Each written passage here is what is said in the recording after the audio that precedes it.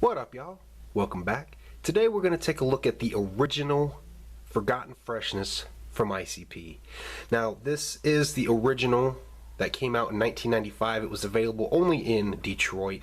You know, it's not like the reissue. They are very clearly different CDs. You know, even on the spine is different. The backs are different. I mean, even the insides, you know, are different. We'll get into that when we actually get into it.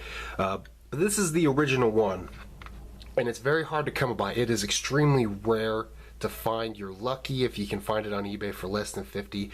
I happen to be fortunate enough to have been one that found it for less than 50. I placed a max bid of 50 and ended up winning it for 46. Well, the shipping and handling, it was right around 48 bucks. So I did pay a little bit for it, but it was worth it. And this thing is in actually really great condition. So if you happen to find one for really cheap, jump on it, because I feel like it's worth getting.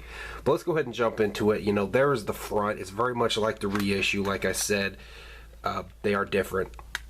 You know, there are differences.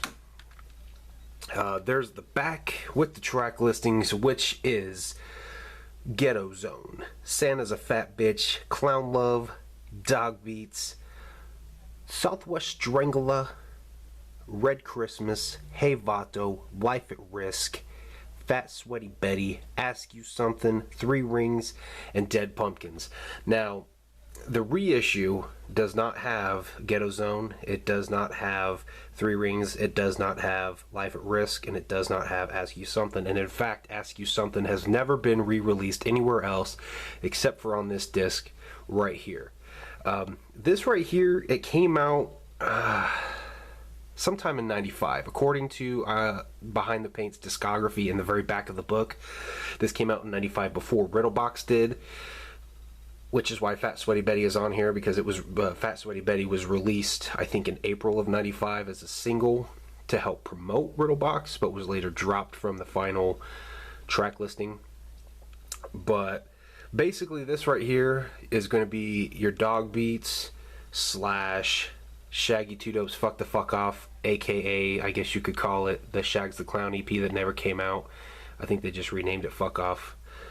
And what else? The Carnival Christmas EP that came out, as well as one song off of Ringmaster and one song off of Carnival of Carnage. Of course, Ask You Something is the one off Carnival of Carnage. If you have no idea what song that is, you may or may not have heard it on the internet.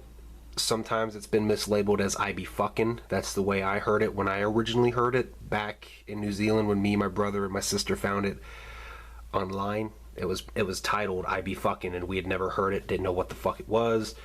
It's actually called Ask You Something, in case you were wondering. You know, the song goes, I be fucking, oh, you know, it's that song, which has never been released anywhere else. So this CD basically right here is a Dog Beats slash Carnival Christmas slash Shaggy 2 Dope Fuck Off kind of compilation, with one song off of Ringmaster and one song off of Carnival of Carnage.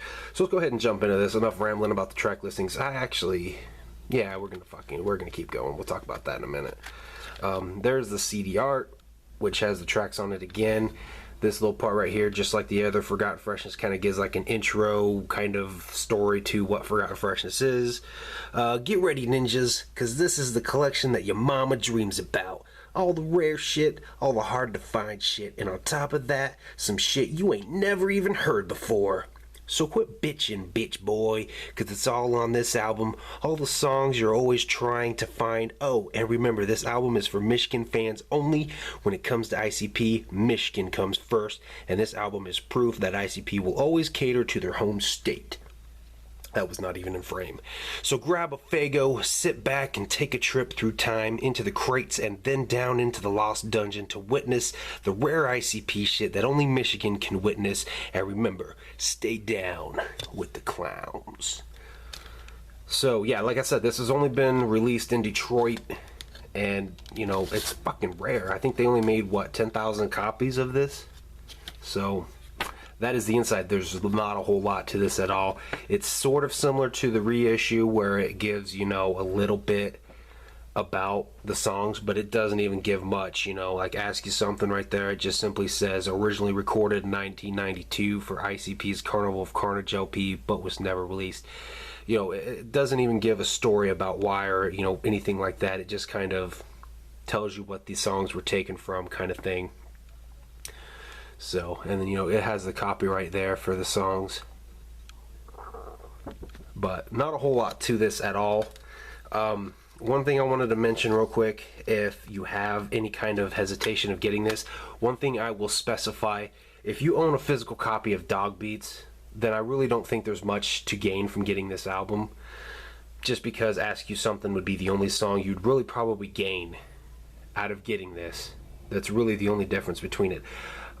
I really wanted it because by getting this, I am now satisfied with not owning a physical copy of Dog Beats. I have a downloaded version from iTunes, but I wanted a physical one. And with getting this, I'm okay with not having the actual Dog Beats CD because this has the Dog Beat tracks on it. And, you know, I don't know. I guess for me it would be weird having the Dog Beats CD with it titled Inner City Posse, whereas this is an actual ICP. It's an actual Insane Clown Posse CD, but it's basically like kind of a greatest hits, you know, compilation CD that has their back catalog, which is awesome. It's an Insane Clown Posse release with Inner City Posse songs, if that makes sense. So I'm actually more satisfied having this than Dog Beats, and I just really could not justify spending $50 on a CD that has 4 tracks. But I was okay with spending $50 on a CD that has, what does this have? I don't know how many fucking tracks this has. Probably right around 10, I think. Let's see, 1, 2, 3, 12 tracks. I could justify spending $50 on a 12-track CD than a 4-track. So if you own Dog Beats, there's really not much that would probably be worth getting unless you're just simply a collector and must have it. Then yeah, go for it. Otherwise, I wouldn't really recommend trying to find this or pick it up, because like I said, you're lucky if you find it for under 50. So there you guys go. There's a little bit of a comparison between the reissue and the original.